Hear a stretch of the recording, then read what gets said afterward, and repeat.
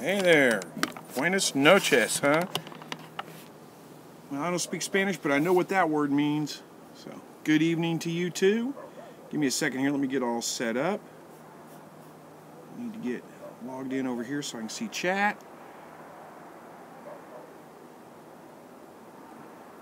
Hey there, Adams TV.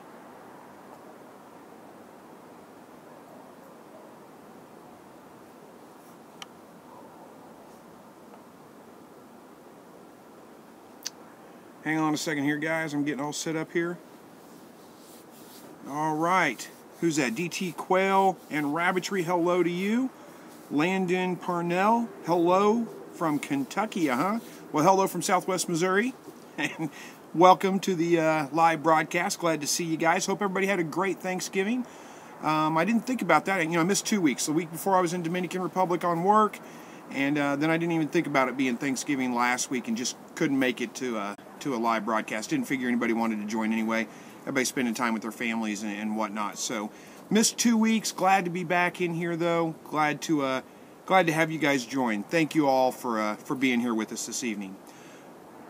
All right, so if you guys haven't been to one of these live broadcasts before, it's not really a topic I have picked out. This is just kind of time to interact. So, do my best to answer questions for you guys. Just kind of chat about whatever you guys want to chat about. That's pretty much it. Who's that? LLJ. Is that LLJ? Yes, welcome back. Thank you very much. Glad to be back. LPS lovers, huh?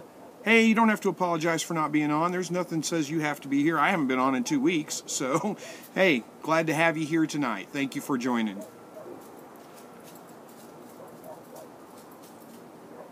All right, well, I guess while we're waiting for the chat to pick up and some questions or some comments or whatever to get us going, you literally ran to your computer, huh? Well, thank you for joining. I appreciate that. Taylor Sloan, hey there, how are you? Let's talk about Thanksgiving. I hope everybody had a great Thanksgiving. Let's see, I got to spend a little bit of time with family. This is the first year in probably 12 years I did not cook a turkey. I made 2 cheesecakes, one for my sister's Thanksgiving. She did the turkey. She's got a new house, so we had Thanksgiving there. And then one for my wife's family gathering. They do a family reunion the Saturday after Thanksgiving every year. I made a cheesecake for them too with a strawberry Pinot Noir sauce. It was just fantastic. It was really good. But no turkey. They all made turkey, so I had turkey, but I didn't make one, so kind of odd. Didn't have any turkey carcasses left over to make turkey stock out of, so I'm running low on turkey stock. But hey, we got Christmas coming, so I'll make up for it there. All right, let's see. We got some comments coming in here. DT Quail and Rabbitry says, this is my other channel. You're usually the average fisherman. Okay, I know who you are. Sorry that my kits didn't make it. Oh, that's okay. That's what happens sometimes with meat rabbits. If you guys don't know what she's talking about, it's she, right? Your avatar is really small. I think it's she. If you're he, I'm sorry. Don't be offended by that. If you don't know what's being talked about with my kits not making it, my doe that I bred about a little over a month ago had her kits, but she only had 2, and neither one of them made it. They lasted a couple of days, almost a week. And then they just died. So, I'm thinking that she's probably not a good mother. I'm going to end up having to replace her, but I might give her one more shot. I went ahead and bred my silver fox doe. That was last week's video. Well, this week's video that went up Monday.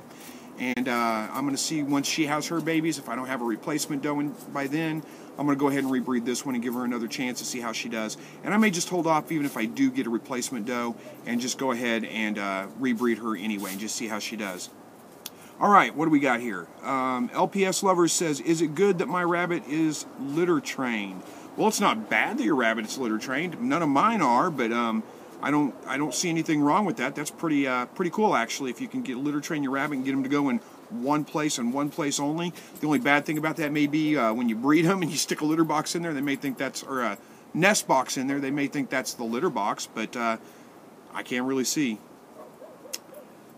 All right, Rabbit Scheme says, can you breed the rabbits, please? I did breed the rabbits. I had 2 videos on it, so are you looking for something specific on that? I'm not sure if you're asking something specific or not. Wow, chat's starting to move now. I'm losing track of them. Hell, I learned so much from your channel. Thank you for all the info. Well, hey, thank you for the kind comments. I'm glad that you're learning something. I'm glad I can help out. Have I ever had a quail with bumblefoot? No, I've never had a quail with bumblefoot, but I'm familiar with the problem. And if I ever do get one, I'll shoot a video on that and talk about how to treat that. Let's see what we got here. Marvin Lop says, hello, Chris. Thanks for the tips about the rabbits. Marvin from the Philippines. Well, hey, thank you so much for joining the live video and being in here. What time is it in the Philippines now? It's got to be like early morning, right? Like really early morning. Do I have any advice with Holland Lops? No, not specifically. I don't have any experience with Holland Lops specifically, but they're a rabbit just pretty much like any other rabbit, so I don't think there's anything special with them that you need to worry about. They're a little bit more of a pet rabbit than a meat rabbit, but still the same kinds of things apply. I'm not sure if you're looking for something specific. I'll do my best to answer that if you have a specific question. I'm sorry, I'm losing track of comments, so if I don't get your comment answered, ask it again. I'll do my best to get there. Chad Lewis says, hey Chris, can you do a video on crossbreeding rabbit advantages and disadvantages? You mean crossbreeding like a full-blood New Zealand to a full-blood California and crossbreeding them? Is that what you're talking about? If so, yeah, I can definitely do that. I've kind of talked bits and pieces about that in other videos. There is such a thing as hybrid vigor. You probably heard about that before. And that, from my experience, really kind of applies to the first generation. So you breed two full-blooded rabbits, different breeds, together. You get mixed breed kits, and they grow out incredibly fast. They are incredibly healthy. They seem to be somewhat disease resistant and do really, really well. But in my experience, they don't make great breeders themselves. So if you have a mixed breed rabbit and you breed that to a full breed rabbit, that doesn't apply to, they don't tend to be, have big litters. They don't tend to have, the same things don't apply to their babies, if that makes sense. So, all right. Yeah, I'll try to mark that on the list, though, and do a video on that. All right, what's my favorite animal? Oh, my goodness, that's hard to say. Probably, I don't know. I'm a big frog enthusiast. I really like frogs. I really like snakes and reptiles. I think they're really cool. But my favorite is probably dogs because, well, they say they're man's best friend. And my dog, I just love my dog. He's great. So I'd probably have to say dogs are my favorite. LBS Lover wants to know if you can have my doe that doesn't produce good. Well, if you want to drive to Southwest Missouri, sure, I'll give her to you. Oh, L Jr., you want to know if I'll do a video on bumblefoot? Yeah, I don't have any birds that have problems with that. And I can talk about it, but it's kind of hard to do without being able to show specifically, what you do with a bird that has bumblefoot. But 9 a.m. in the Philippines, Marvin. I knew it was pretty early. But yeah, I'll keep that on my list. If I ever do run across one, then I will do a video on that for sure. Excuse me. All right, so DT Quail and Rabbitry. My rabbit did the same thing. She had 6 kits and lost 5 so far, and I'm hoping the last one pulls through.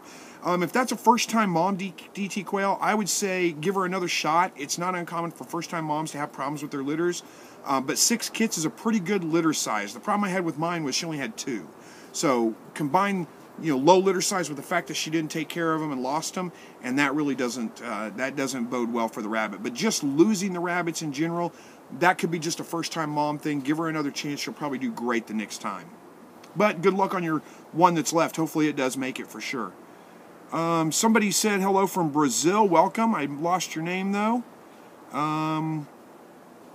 Chris Ocho, I think I'm saying it right. I have 2 quail with bumblefoot. Any info or suggestions on how to treat?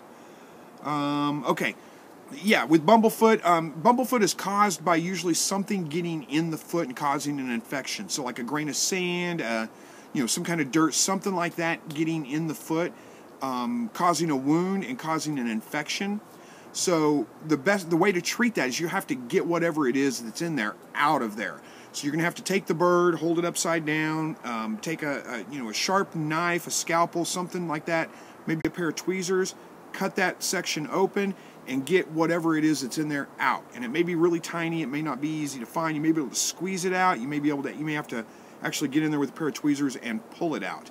And then just wash it, clean the foot real well, and some antibiotic ointment on there to keep it from being infected or kill the infection that's on it, and just watch it for a little while, and they should recover pretty well from that. So hopefully that kind of gives you an idea on that. Again, I don't have a video on it because I haven't had that problem, but if I ever do have a video or a problem, I'll shoot video on it for sure. All right, what do we got here? Hopefully that helps out a little bit on that. Johnny G says, thank you because of your advice. I got my reluctant first-time female to breed. Took 3 days to get her to lift for my buck, but she eventually did. 3 fall-offs. Well, hey, I'm glad that that worked out, and I know how frustrating it can be when you have a rabbit that's just not cooperating. You hear about breeding like rabbits, and they don't always breed like rabbits. So glad it worked out. Glad I could help a little bit. Chris wants to know, could hardware cloth be the cause of bumblefoot? You're using 1/4 inch. Not likely the cause of bumblefoot. Now, it could cause an abrasion if there's a rough spot on it or something that in turn gets something in the foot. So kind of indirectly, yes. But bumblefoot itself is caused by something, in the foot. Like I said, a grain of sand, some dirt, something. What are you doing, dog? Sorry, my dog distracted me there. He's got a stick about that long, and he was trying to walk up the stairs with it. So probably not the hardware cloth itself. I keep mine on hardware cloth. I've never had the problem. Multiple things could be the cause of it. It's usually, like I said, they get an open wound of some kind, and then they get something in that wound. And that's usually what's the cause of it. All right, Rabbit Scheme says, what if I try to breed my rabbit again, and she just runs away from the buck and makes a strange noise, probably a grunting noise? Rabbit Scheme, I've kind of talked about this a few times, so I don't know, if you've caught on, if you've watched and seen all my advice on this. So if I'm repeating myself to you and you already know all this stuff, I apologize. But rabbits are induced ovulators. It's the acts of breeding that makes them ovulate and makes them have babies. So there is no heat or anything that they go into.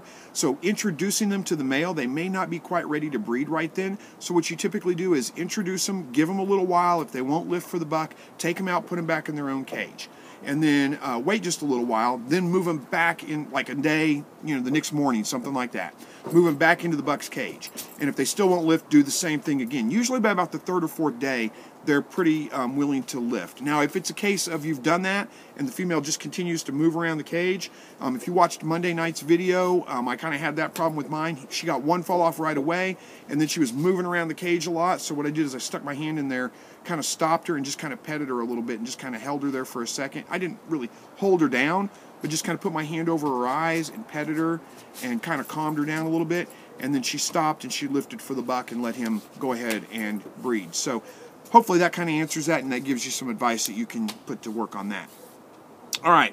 I know I got comments going by. Again, I apologize, guys, if I'm missing your comment. LPS Lover says, I'm about to get a doe to breed with my buck. Will you watch the video to make sure I did it correctly? My buck is like my child. Well, I will do my best. I can't guarantee I will, but if you post it in the comments of maybe this video or whatever, not in the live comment, but after the video posts, then I'll come back and I'll try to get that watched. I get a lot of people, and if you're one of them that's asked me to sub to your channel or whatever, I can't keep up with all that stuff. I apologize, guys. I'm not trying to ignore you, but I just can't keep up with all those requests and subbing, and a lot of those get marked as spam, and I don't even see them sometimes. So if you think I'm ignoring a comment or something, I apologize for that. That's not my intent. All right, Rough Road Homestead says, I have a doe who is a little reluctant sometimes, but when she starts making grunting noises, we've learned that that's her signal that she's had enough. Yeah, that's a pretty good indication. When they start grunting, that usually means that they are really a little bit done with it all. They need to be given a break. But again, if you just kind of reintroduce them about every day, usually by about the 3rd or 4th day, they're a little bit more willing at that point. All right, so Backyard Coop says, hello from NH. Is that New Hampshire, I think? I have an old chicken coop that has a 20 square foot run and a 7 square foot coop. Can I start quail with this setup? How many should I start with? Thanks for teaching me so much. Okay, 20 square foot run and a 7 square foot coop. Okay. Yes, you can start quail in that. My guess is that the coop is raised up, and if that's the case, the quail probably won't use that. They're ground-dwelling birds, and they tend to not really go up high. They might, but it's unlikely that all of them, even if some of them do get up in that coop. So I would say you look at the 7 square foot, no, the 20 square foot run. You can go with a rule of about 1 bird per square foot, usually if it's a raised cage. If it's on the ground, which it probably is being a run, I would go a little bit less than that, because otherwise you're going to be cleaning it out like every day. They create an incredible mess, and you don't want them walking in their own feces all the time. So I would probably not go with more than about 11, maybe 12 in a 20 square foot area if it's on the ground. Hopefully that kind of answers that question. If not, ask again or ask another question. I'll get to it as quickly as I can. Okay, Rabbit Scheme says, thank you for the advice, but what if my male buck is shy? How can I get my buck to not get scared of me when I try to pet him? You can put a lot of effort into it. I mean, every day, go to him with a treat, talk nicely to him, try not to startle him. If he's a red-eyed white, there's a good chance he's got some vision problems, and that may be why he's a little bit so scared. So talk to him gently. Don't startle him. You don't want to just swing the cage open and reach your hands in there real quick. Let him know you're there. Bring treats with you when you come, banana, something like that you can give him. Let him eat a little bit of that, and then pet him, and eventually you should be able to condition him to where he gets over that. If he's shy with breeding and doesn't want to breed, oftentimes that's caused by being overweight, so make sure you're not overfeeding him. That's my best advice on that. Hopefully that helps out a little bit on that. Don't want anything happening to your buck. Well, you shouldn't have to worry about it too much. When you put your rabbits together, I always stay and watch, because there are times when the females, somebody else mentioned, I forgot who it was already, that when the female starts grunting, that means that she is done. Hang on a second, guys. I'll get you to the dog. Max, leave it. There you go. Sorry, he was getting into something he shouldn't have been. When the female starts grunting, that means she's done, and she can get pretty aggressive with them, but usually there's signs of that well in advance. It's not like the rabbit just turns and becomes the rabbit from Monty Python and just attacks and kills everything in sight. So you shouldn't have to stress out about that too much. You'll know if it's time to take the female out. Karen Hall, hey there.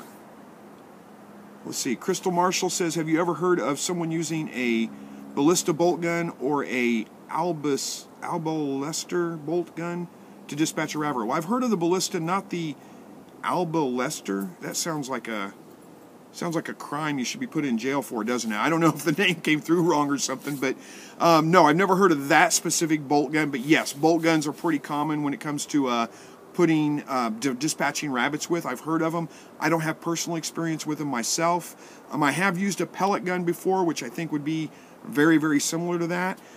Personally, I like the broomstick method the best. I think it's probably the most humane.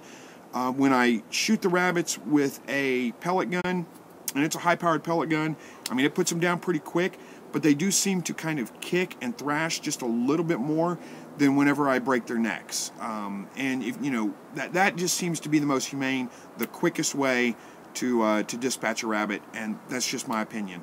So nothing wrong with them, though. I don't have any problems if you want to use a pellet gun, if you want to use a bolt gun or anything like that. I'm not saying it's incredibly inhumane. I just believe that in my experience, the broomstick or the cervical dislocate, is that right? I get my words mixed up, so maybe I'm getting that wrong. But the breaking their neck seems to be the best thing for me. So, all right. Rough Road Homestead is giving some good advice on the skittish male. Says talk and handle him every day, even if it's just reaching in and letting him smell you. My does were quite skittish when we first got him. Yeah, that's good advice. Again, just give him time, let him smell you, let him sniff you, bring him some treats, those kinds of things. But I think the key, and Rough Road hit on it, is to talk to him. Let them know you're there. They get used to the sound of your voice, and that helps. Sparky just saying, hey, well, glad you did. Glad you made it. Chris Ocha says, last question. Well, you know what? It didn't have to be your last question. Ask him as many as you want. But anyway, he says, I started with a flock of 4 hens, 1 roux, and I'm about to hatch out some of their eggs in the incubator. Can I introduce the chicks to my existing flock? What about inbreeding? You know what? I've actually addressed both of those in videos recently. I don't know about inbreeding, but I addressed moving your chicks to introducing them to an existing flock. I wait till they're about 3 to 4 weeks old, so they've got a little bit of size to them. They don't get trampled by the adults. But usually, 4 or 5 weeks, somewhere right around in there, works out just fine for me. Throw them in there with the adults. They're not sexually mature yet, so they're not a threat. They don't tend to get picked on like when you throw sexually mature birds together. And it seems to work out pretty well. I wouldn't go too young though, 2 weeks old or something like that. They're pretty small at that point. And even if the birds aren't picking on them, especially if you've got a lot of birds in a smaller space, there's a good chance that they're going to trample them and cause problems to them that way. So I would go with, like I said, 4 to 5 weeks, maybe 3 weeks. It depends on their size. They're almost full grown by that point, but not quite, and they're not sexually mature, and that seems to help with the fighting and keep that down. All right, Rabbit Scheme says, if I make a video of me trying to breed my rabbits, will you watch it and help me? Kind of like I said to the last person that asked me that, I will do my best. I'm not going to make any promises because sometimes when you guys post those videos or things, I can't get to them, or they get marked as spam. I never see them. But if you come back after this video posts and put it in the comments section, I will try to click on there and watch that and give you a little bit of advice on that if you need it. I'll do my best to do that. Just don't think if I didn't do it, I was ignoring you or lying to you, because that's not the intention. All right, LPS Lover says, I have a spotted Holland Lop mixed with a mini Rex. What breed should I breed it to get cute, fluffy rabbits? Well, I don't know. If you've watched my channel, you probably know I'm not really into cute, fluffy rabbits, but let's see. If you want, let's see, a Holland Lop mixed with a mini Rex. Fluffy rabbits are going to be like Angoras and Hot Tots and those kinds of things, but some of those are pretty small. I'm sorry, I don't know that I can give you the best answer. Rex have some of the nicest fur though, so you might try to find another Rex and breed with a Rex, and you'll get some bunnies that have some really nice fur to them anyway. That's my best advice. Okay, Zachary Plains wants to know the difference between outbreeding and line breeding. Do you mean inbreeding and line breeding? Or I'm not sure if that's what you mean. Outbreeding, I don't know that I've ever heard that term, so I'm not sure what that means, but I'm guessing you're saying what's the difference between inbreeding and line breeding. There's not a huge difference between inbreeding and line breeding. Line breeding is just kind of more specific. It's still inbreeding, but it's specific in a specific way. Line breeding means you breed like the daughter to the father or the son to the mother. You never breed sister and brother. That would be a form of inbreeding that you don't want to do. So line breeding is breeding down the line. So mother to son, daughter to father, granddaughter to grandfather, that's line breeding. Hopefully that makes sense. All right, Karen Hall wants to know, what's a good growth ratio for bunnies 1 to 2 weeks? Well, it says ration, but I knew what you meant, ratio. So a good ratio for bunnies 1 to 12 weeks. Okay, 1 to 12 weeks. It really depends a lot on the genetics and what kind of rabbits you have. I try to keep rabbits that will produce young that will get to 5 pounds in 8 weeks. Sometimes it takes 12 weeks for them to get to 5 pounds. Anything over 12 weeks I consider bad, not good genetics, and I replace that rabbit, try to get one that will get there faster because it takes so much more food past 8 weeks. Most of my rabbits, my New Zealands, my Californias, my Silver Fox, they'll get to butcher size about 5 pounds in about 8 weeks. I've had a few that went closer to 10 to 12 weeks, but if, again, anything more than that, and I don't keep that rabbit in my breeding stock. So hopefully that answers that question for you. All right, Zachary, good. I hope I got that question answered for you. Let's see. The Backyard Coop says, if you want a breeding group of quail and an egg-laying group of quail, how many hens to roos ratio do you need? Do you need to cycle out hens in the breeding group? And what if you have too many roos? I'm not sure why you'd want to keep your breeding group and your egg-laying groups separate. There's no reason you can't eat the eggs that your breeding group is producing. That's what I do. I just keep them, just refrigerate them. They won't develop if you refrigerate them. If you're collecting eggs every day and sticking them in the refrigerator, you won't have any problems with them developing. And then when you want to incubate them, you just keep some out to incubate and put them in the incubator whenever it's time. So, but your hen to roo ratio, you probably want somewhere around 1 rooster to every 4 to 5 hens. 1 to 4 is a pretty good ratio. I usually go 1 to 5 and then throw an extra rooster in. So if I had like 10, let's say 20 roosters or 20 hens, then I would go, that would be 4 roosters to go 1 to 5, and then I would throw 1 extra rooster in the bunch, so I would have 5 roosters total. Hopefully that kind of makes sense. You don't need to worry about, hey Max, shh, calm down. My dog's excited, he's running laps around the table. You don't need to rotate your hens out or anything like that, you can just leave them in there, that's fine. If you have too many roosters, what you're probably going to end up with is your females getting overbred. And you'll know because the back of their heads, they'll lose all their feathers on the back of their heads. Because when the males breed, that's what they do, is they grab them on the back of the head. They'll be overbred. You might end up with a little bit of aggression between the roosters, fighting with each other. But most common issue is really just the females get overbred and just get beat up. So that's my answer to that. Hopefully that answers it for you and clears some things up for you. All right, Dave Ferratu says, I've been feeding California, oh, I missed that, something, Golden Oaks. Okay, something about your feed, it's 16% protein versus 18% protein. I missed that question, I'm sorry, I don't know what you were asking, you might want to ask it again. New York Tigress, hey there. Welcome to the live broadcast, good to see you again. And Tracy Hedford, good to see you, thanks for joining. All right, Zachary Place says you got 3 cages, 37 long, 18 deep. Should it be deep, or is that big enough? It's 24 tall.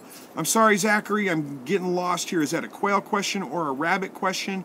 If it's a rabbit question and I lost the measurements again, that sounds about right for a rabbit cage. Mine are 36 inches by 30 inches, 18 inches tall. So hopefully that kind of answers that. If you got, was it smaller than that? Was it 24 by 30? Anyway, a little bit smaller is fine for a buck, but with a doe, like with a buck, you could probably go 20, well, I don't know if I'd go 24, maybe 30 by 30. You could do 24 by 24 if you had to, but that's a little bit on the small side.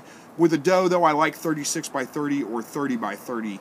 I like to go 36 by 30, just to give them plenty of room whenever they have their babies with them. But I keep my babies with my mothers all the way up to butcher age, all the way up to 8 weeks old.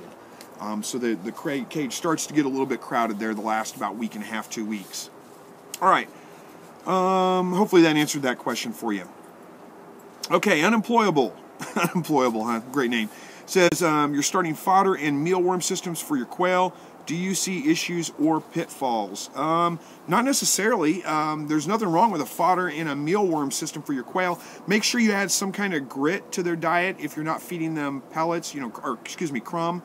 They do need something to be able to grind up the mealworms and stuff with. But grit's pretty easy to add. That's really the only thing you'd have to do. Okay, Will Brady says, my silver fox rabbit who has had previous litters had 3 stillborns and 4 live. How can I prevent stillborns? That's generally a problem with genetics. That's generally a sign of bad mothers, but not always. Again, if she's a first-time mom, give her another chance, rebreed her, and see how she does the next time. I've had that happen with rabbits before where they had some stillborn rabbits or babies, and then the next litter was just fine, no problems. And are you sure they were stillborn? Are you sure they weren't just like born on the wire and then died? That could be the case too, and if that's the case, most likely first-time mom issues. Hopefully that answers that for you. If it is an experienced rabbit and you keep having this problem over and over and over again, get rid of her, get a new doe. That's my best suggestion. All right, what we got here? LPS Lover says, here's something funny. I had 2 brothers, Coffee and Pancake had one floppy ear, which was the left ear, and Coffee had a floppy ear, which was the right ear. It is kind of funny, and it's even funnier that you named them Coffee and Pancake, but, hey, whatever. Funny story about my dog, you guys have seen my dog probably before, Max. He's looking at me now, he's like, what? We got him from the pound, and they had named him Pineapple, and he had a brother, and they had named him Pepperoni, so we quickly changed his name, but I'm guessing that somebody was eating pizza the night that they came into the pound and had to get their names, but who eats pineapple on pizza? Ugh. All right, so Zachary Place, I think how you pronounce it. Thank you. You're new to rabbits. Hey, no problem. You came to the right place. I've got lots of rabbit videos. Go back through and watch them, and let me know if there's questions I didn't get answered. I'll address them in a future video. I love games. How was my trip? It was good. Uneventful. Went pretty well. Got some things worked out at work, and made it back safely, so no complaints. Michelle Richards, hi everyone, hello to you. LPS Lover says, you have a pineapple on your phone, but not your dog, huh? There's somebody on your phone named Pineapple? I'm guessing that's a nickname. Probably not the probably not the name the parents gave him, I'm guessing. Who knows? I may be wrong. All right, let me get a drink here real quick.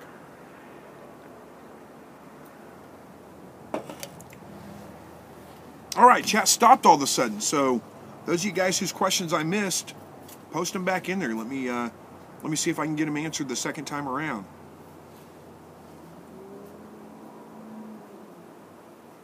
All right, here we go.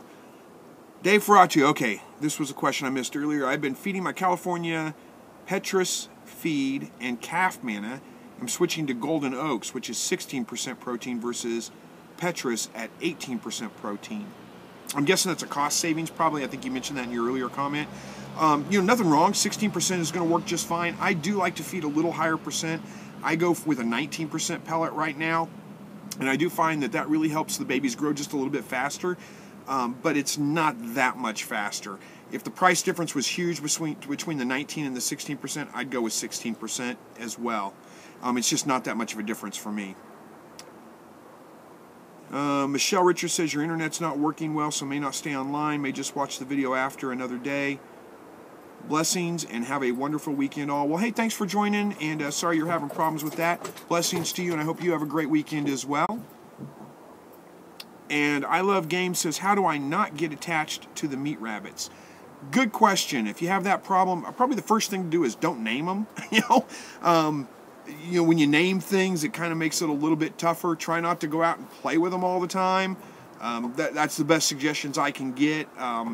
I don't know. I'm a country boy, so I grew up, hunting and fishing and, growing and killing a bunch of what we could eat. So, to me, it's never been an issue, but I can see how it could be for some people. Our doe is due any minute now. We're so excited to raise our first little. We're well informed thanks to you. Well, hey, thank you for the kind comments. I'm glad that I could help out. I'm glad that things worked out well for you. All right. LPS Lover says, I'm going to go check my rabbit's feed. Can you tell me if it's good or not? Well, I'll do my best. Let me know what it is, and I will try to answer that question for you. Gregory Mendoza says, I am new to quail. Do you have vids on that? On specifically being new to quail, I have vids on just about every quail topic you can think of. If you're looking for something specific on that, I can probably direct you to a video or get one shot for you.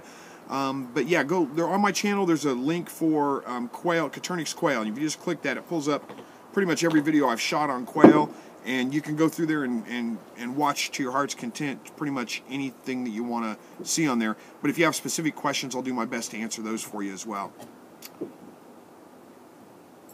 What is the positive and negative difference on silver fox and New Zealand's? I don't know that there is much of a big difference on them.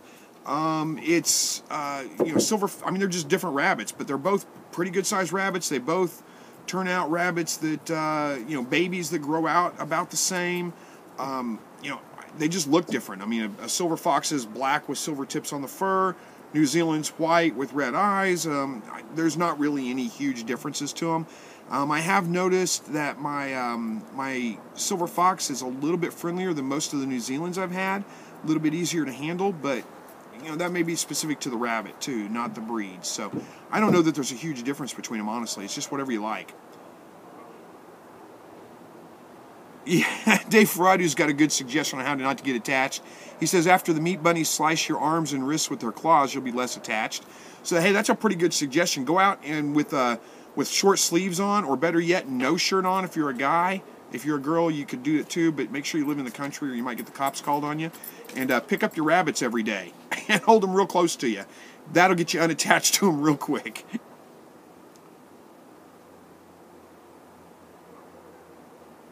Yeah, definitely don't name them Rough Road Homesteads, giving some good suggestions. Bird Breeder says, we have an issue with some of our female quail missing many of their lower back feathers. They're in a colony, but they are plucked down bare. Bird Breeder, they may be molting. Are you sure they're not molting? Usually, when they start losing lower back feathers, it's because of molting, not because of being picked on. Not always. but usually that's the case. So you may just give them a little while. Make sure you've got some good high protein feed for them, and they'll grow those feathers back pretty quick. I Love Games wants to know when is my next video. I pretty much do a rabbit video every Tuesday, a quail video every Monday, my live videos every Thursday. So Monday would be my next quail video, Tuesday would be my next rabbit video. I miss a week every once in a while because life gets in the way, but that's pretty much the schedule I try to keep to. If you had a chance, would you do YouTube full-time? This includes having enough money to support yourself. Well, heck, if I had a chance to do it, sure, I'd do it. Why not? If I had to just get up every day and shoot some videos, I don't know that I can keep up with enough topics, though, is the hard part. It's getting hard enough now to kind of figure out what's my next topic going to be each week. So if there's something that you guys want to see, leave it in the comments and let me know, and I'll get it addressed in future videos. But yeah, I don't make anywhere near enough money to do YouTube full-time. Are rabbits able to be sent by post like chicks are? Oh, you mean mailing rabbits? I think there are some carriers that would mail rabbits like chickens. I'm not real familiar with actually doing that, though, so I don't know that I can give you any suggestions on that. Bird Breeder says there are no signs of the feathers anywhere, so is this the beginning of some form of cannibalism? There are about 20 in this group and 5 males in the group. It doesn't sound like you've got anything overcrowded, not too many males or anything like that. Sometimes the hens can get a little bit aggressive, but it doesn't really sound like 20 is not that many. I might suggest that it's molting, but like you said, no feathers being found anywhere around. They could be pulling feathers off of each other.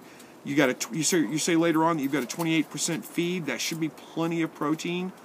30% now, I guess. And they're almost 6 months old. That should be plenty of protein. But 6 months old, that's about the right time for them to start molting. So it very well may just be that. That's my experience is usually when they're losing the feathers from their lower back, it's usually just due to molting, and not really a big issue. Nothing you have to worry about. Okay, Crystal Marshall wants to know if I ever raised a pig or witnessed a dispatching. I've never raised a pig. Have I witnessed a dispatching? Possibly. I shot one hunting a couple of years ago. I don't think that really counts as dispatching them, though. I don't think I've ever witnessed a pig dispatching, but I could be wrong. I've seen a lot of animals being butchered and dispatching, and like I said, being a country boy, I kind of grew up doing those kinds of things.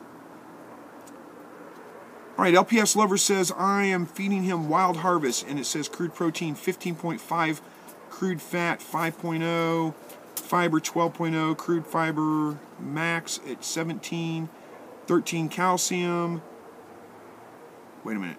Moisture 13. Okay, calcium at 0.3. Is that right? Max is 1.3. It was hard to write all this. Yeah, okay. 15.5 crude fat. What's your protein's at 15.5? I would try to bump that protein up a little bit, maybe get at least a 16%, but again, I like to kind of go with an 18 or 19. But other than that, that food really doesn't sound bad. It sounds fine, and if you can't find one, don't stress it. 15.5, your rabbits are going to do fine. They're not going to die or anything. That's the only suggestion I would have, is maybe try to find one with slightly higher protein. Okay, what else we got here? What causes baby quail's feet from curling up when hatched out? Will they uncurl? Sometimes they will uncurl. A lot of time what causes those deformities, like curled up feet and those kinds of things, it could be a number of different things.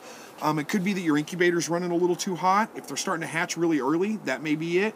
Or more than likely it's running a little too cool and they start hatching a little bit late. They're not developing completely or not developing well because the temperature's just a little bit low. And it may not be much more than just a degree low. That can be causing some of those issues with them curling their feet up, some of those kinds of things. And they,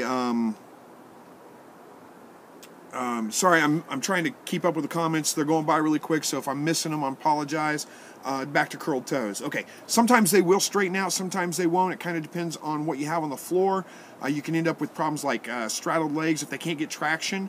So if you put down like just newspaper, for example, newspaper's pretty slick, and your birds have a hard time getting traction on that and walking on that. And a lot of times what will happen is they can't get up and get moving to get those problems fixed, and it won't fix itself. Sometimes it will, though. Hopefully that kind of helps. If you're not, what I would do is make sure you add a couple of external When I say external, not part of the incubator, like go get dial thermometers, meat thermometers, and calibrate them first, and then add those to your incubator so you can check the temperature of your incubator thermostat and make sure that they're right. That's my best suggestion for that. Giant and German Angoras, hey there. And I got a notification that you're streaming. I did everything as fast. Oh, well, hey, thanks for coming online here. Good to see you. And getting your chores done quickly so you could join us. We appreciate that. Unemployable said, is there a cheap way to start rabbits? Seems like it will be a couple hundred minimum to start up. Well, it kind of depends. The biggest expense is going to be your cages. They're one-time expenses, and depending on how many you have, yeah, those can get pretty expensive pretty quick. If you're building, or if you're planning on having more than about 4 cages, it's probably much cheaper to build them than it is to buy them pre-made. If you're only going to do like 1 or 2, 2 cages is probably it. You might be better off buying them than building them, just because of the cost of materials, the way it works out. You can't buy just enough wire to make a rabbit cage. You got to buy way more, than you need. That's just the size rolls it comes in. So, you might, what I would do is watch Craigslist. A lot of times you'll find people selling or giving away used rabbit cages for really, really cheap, and you can get away really cheap that way. All you really need to do is provide them with a wind block of some kind. So you can take any kind of old, if you've got a shed or heck, even hanging between 2 trees and drape a tarp over the top of them, provide them wind blocks on the sides and the back, and over the top, a roof that gives them some protection, something like that. You could probably work it out pretty cheap. But I'm not sure. I think, probably about, $100 or so, at least if you're buying the materials new. If you're building a shed, if you're, you can put them on racks in the house. I mean, there's lots of ways you could do it. Look on Craigslist and see what you can find for used supplies. That's probably the cheapest way to get away with it. All right, Giant and German Angora says, please check out my channel and sub. You inspired me to start one. I know you see this. Oh, okay. I will do my best to check out your channel. I can't promise that I'm going to subscribe to it. No offense. I wish you well. I hope it goes very, very well for you. But I have so many requests from people asking me to sub and to watch their videos and those kinds of things, and I can't keep up with them all the time. And you really don't need anybody subscribing to your channel that's not going to be watching your videos. Subscriber counts don't really matter at all on YouTube. Just make good content. Do what you can to answer your audience's questions. That'll get your views up. And I will do my best. I will check it out for you and leave a comment on there. I'll do my best to. I'm not going to say I will because I may forget. I may get overwhelmed, but I'll try. All right, I Love Game says, what do you think I should cook tomorrow for dinner? My dad recently got surgery, and I've been doing all the cooking while my mom is at work. Holy cow, man, you're asking a lot of me here. I can't even figure out what I want for dinner tomorrow night, and you want me to figure out what you want for dinner tomorrow night. Goodness, I don't know. You cook a rabbit. The easy, quick way to do that, go to the store, get one of those McCormick bag-in seasonings. It comes in the spice aisle, and it's like a box, and it has the bag and the seasonings in it. And then you buy some, some potatoes and some carrots or whatever vegetables you like. You throw it in the bag, you throw the rabbit in the bag, you sprinkle it down with that seasoning, tie it off, and throw it in the oven for 30 minutes or whatever, and it comes out just great. Works well with squirrel, too, by the way. So that's a good one. Or chicken, if you want to. Just do chicken that way. If you want a really cheap meal, and I don't know what it's like, some of you guys aren't from America, some of you guys are in different parts of the country, but those of you guys in America, if you want a really cheap meal, I hit up, like, we've got a Walmart, what they call a Walmart Fresh Market, I think, just down the road from me. It's like, kind of like a Walmart, what Walmart used to be before they did Super Walmart, but it's more like a grocery store. They sell rotisserie chickens already cooked, and if you go there after like 6 o'clock, usually you can get them cheap. They're only like $5 or $6 to begin with, but after a certain time they mark them down, and you can get them for like $2.50. And we can eat 2 meals off that usually. My wife, my stepson, and I, and then make chicken stock out of the bones, and end up with like 5 or 6 pints of chicken stock from that for $2.50. You can't hardly beat it. All right, what do quail manure? What do quail? I think you're asking me what I do with my quail manure. Pile it up in the compost pile, let it compost for 6 or 7 months, and then you can use it for whatever you want to on your gardens, your plants, or whatever. That's what I do with it.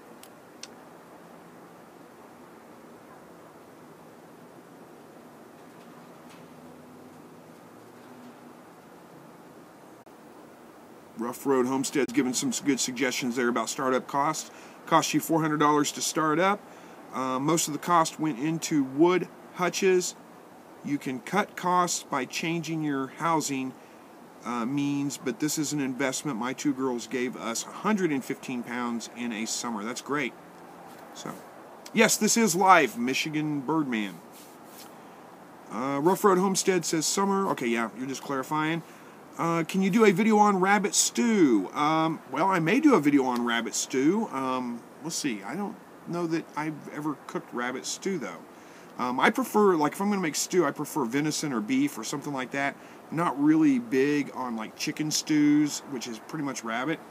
But, yeah, maybe I'll do that. Who knows? Walt, hey, welcome back. And it's Chris with a CH. It's actually Christopher, but nobody calls me Christopher, except for my family. Okay, Ben says, one question, but you didn't ask your question. There it is. You just said one question. I was waiting for the question. Michigan Birdman, hello from Michigan. I was actually born in Michigan. I was born in Battle Creek. Can you do a squirrel video? That sounds interesting. Yeah, I plan on doing one the next time I go squirrel hunting. As far as cooking it, you just cook it just like rabbit, just like chicken, anything like that. But yeah, next time I go squirrel hunting, I'll probably do a squirrel video. Oh, by the way, I did get a deer. I was gone for deer season, a couple of weeks ago we had deer hunting.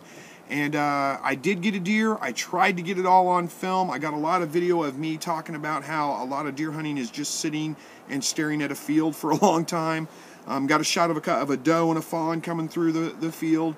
But I didn't get my deer on film. He came out of the woods. And, I looked over and saw him, and it was getting pretty late. The sun was starting to go down. And I hit the record button on the camera and pointed it towards him. And I got my rifle up there, and at least I thought I hit record on the record button. But apparently I didn't. So who knows? I may go ahead and post that video for you guys just so you can watch it. But it doesn't have the actual deer being shot on the video. It's just got me sitting in a stand mostly, and then me going to track down the deer after I shot him. So who knows? All right, Adam TV says, how do I lure a quail into a small cage to clean up its aviary? So you want to get it out of the aviary into a cage. I'm not sure how you would lure one in there. What I usually do is just reach in and grab them. If you can't reach them, you might get like a fish net, something with a little bit of a longer handle, and you can net them. Just stick the net in there and stick it right over the top of them. That usually does a pretty good job. So that may be the way to go. All right, Ben says, the mother of the baby bunnies... The mother has lumps on her belly. Is that normal? Lumps on her belly, you sure it's not, what size lumps? Not really normal, no. I've never noticed lumps on the belly of my rabbits. But what you may be seeing is the mother, she's got milk to feed the babies with. That's what you may be seeing, is her milk coming in. If it goes down, then that's probably what it is. I'm not real sure there. All right, 6 Count Family says, getting on here late. Hope you had a great Thanksgiving. Thank you so much. I hope you did as well. Mine was good. Walt Lars says, hold back the food a day and then put food in a small cage and then wait. I'm not sure. Oh, you're talking about luring the quail into the cage. That's a great idea, Walt. And I Love Games says, are squirrels considered rodents? I think they are, yes. DT Quail and Rabbitry said, saw your deer. It looked really nice. Well, thank you so much. I did post that, didn't I? It feels like abs. I'm not sure then on... I think you're talking about the lumps on the rabbit's bellies again. Okay, John Chaston says, the temperature here is in the upper 30s. My quail are 4 weeks old today. Do you think they will be okay moving them outdoors? Probably, but don't just take the heat light off of them and move them outdoors. Take the heat light off of them, give them a little bit of time to acclimate, like a day or two, to acclimate to, wherever room you've got them in or whatever. And then you might move them outside, maybe for the daytime, and then bring them back in for a night and do that for maybe 2 days, and then put them outside. You give them a little bit of an adjustment. You don't want to take them from 100-degree heat lamp to 30-degree temperature like that, I tried to snap, it didn't work. There we go. Adams TV lost the connection. Yes, they will be fine at John. They probably will be fine. I just like to kind of ease them into that kind of thing. That's a big temperature difference. All right, Zachary Place says, if I had a bony rabbit but liked her coat, would you try to breed her to see if she had a meaty kit, or would you cut your losses and put her in the crock pot? You use the fur, that's why. Okay. Well, you can do it either way and see. The bony rabbit may just be underweight.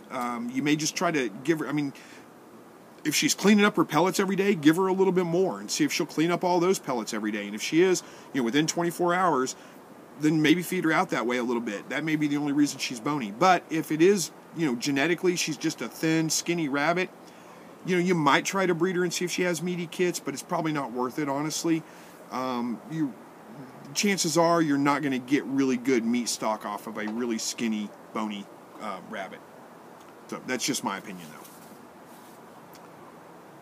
Ben says, what are quails? What are quails? They're little birds.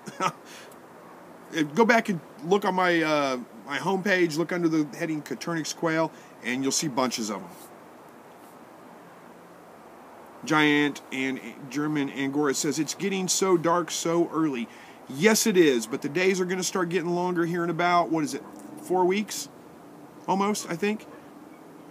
What's the winter, the winter equinox?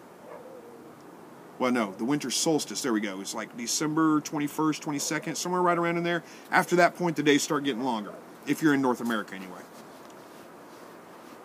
Adams TV wants to know, what age do bob whites lay eggs? I don't know. I'm not a bob white expert. I want to say bob whites, though, are pretty slow to start producing eggs. I want to say it's somewhere like around 4 or 5 months. Maybe a little bit less than that. I really don't know, though. Don't take that answer as gospel. All right. All right, well, we're 51 minutes into this live broadcast. Getting close to time to start wrapping this up. Yep, they do look like baby chicks. Well, they are baby chicks. They're just quail chicks, not chicken chicks. So, who knows? Giant and German Gore says, you are one of my favorite YouTubers. I want to grow on YouTube like you. Well, hey, good luck with that. I hope it does work out for you. Don't give me a big head or anything. I'm not that big on YouTube. I really enjoy interacting with my subscribers. Thank you guys for being my viewers, for joining these live broadcasts. This is a great time for me. I'm glad that I can be able to help you guys a little bit. Give me an outlet to kind of do some teaching, I guess, so to speak. And I'm just honored that you guys will allow me to do that for you. But and Giant Angora, or Giant and German Angoras, I'm having a hard time with that. It used to be just Giant Angoras. Just stick with it. You will find a way to make it successful for yourself. Just keep working. It's going to take a little while. It's going to be slow going at first, but you will start getting views eventually. You will start getting an audience eventually. You just have to stick with it. All right, I Love Games says, okay, I'm heading off. Hope you have an amazing rest of your night. Thank you very much. I hope you do as well. 20 weeks is what Two Creeks Farm says on Bob White's Lane. So 20 weeks, what is that? Like 5 months, right? I was pretty close, wasn't I? Is 20 weeks 5 months? Is my math off? I think I got it right. So I was close. Saren Hall says, how many rabbits do you need for one person? It depends on how often you want to eat rabbit. You could probably get away with one. One doe, one buck, so 2 rabbits. You breed them, you get about 10 offspring. It's just going to be kind of feast or famine. All at once, you'll get 10, and then you won't have any for another couple of months. So I don't know, how to answer that question for you exactly. I think probably 2 does and a buck is really a good setup for a family.